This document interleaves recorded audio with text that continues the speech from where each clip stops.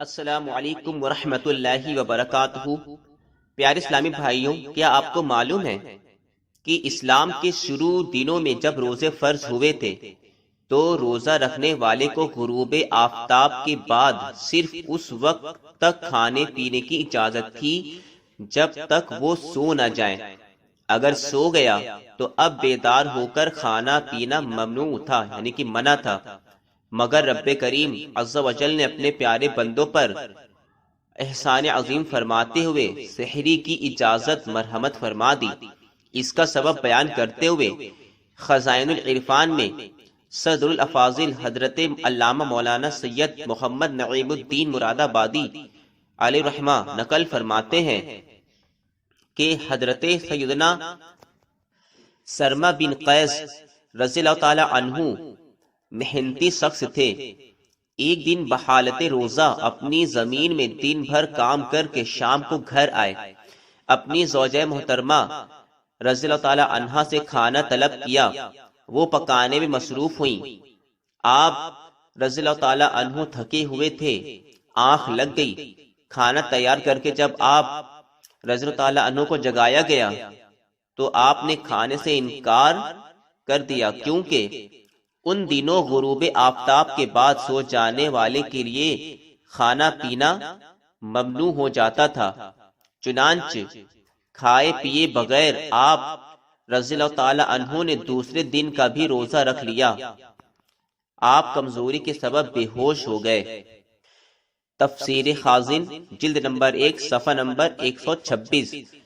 تو سامعین کرام، ان کے حق میں یہ آیت مقدسہ نازل ہوئی، وَكُلُوا وَاشْرَبُوا حَتَّى يَتَبَيَّنَ لَكُمُ الْخَيْطُ الْأَبْيَضُ مِنَ الْخَيْطِ الْأَسْوَدِ مِنَ الْفَجْرِ ثُمَّ أَتِمُّوا الصِّيَامَ إِلَى اللَّيْلِ۔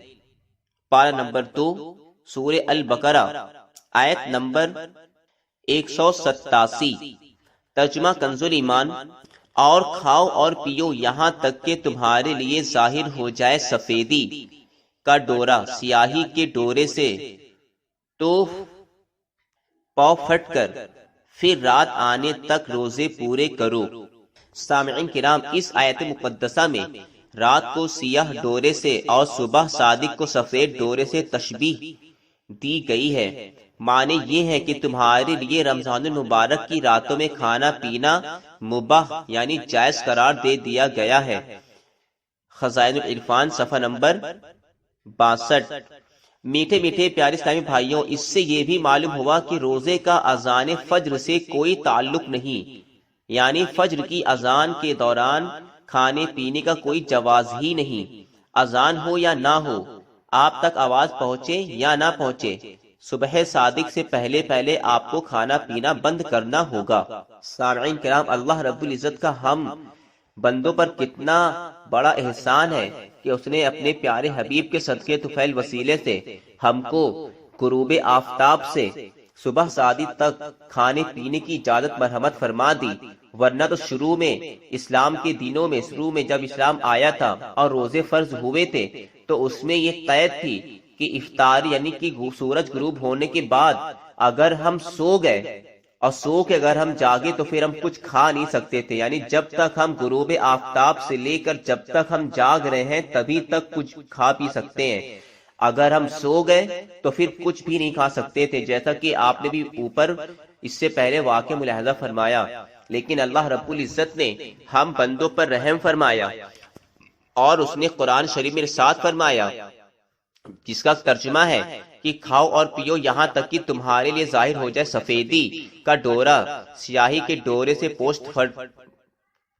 پھٹ کر پھر رات آنے تک روزے پورے کرو، یعنی کہ ہمیں غروب آفتاب سے صبح صادق تک کی کھانے پینے کی اجازت مل گئی۔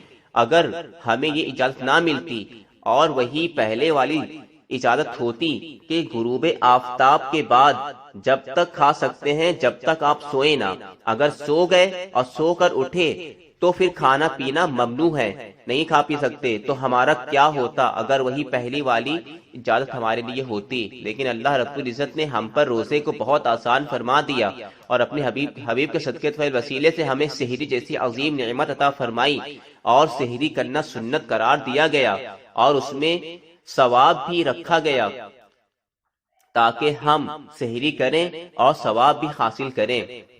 السلام علیکم ورحمۃ اللہ وبرکاتہ۔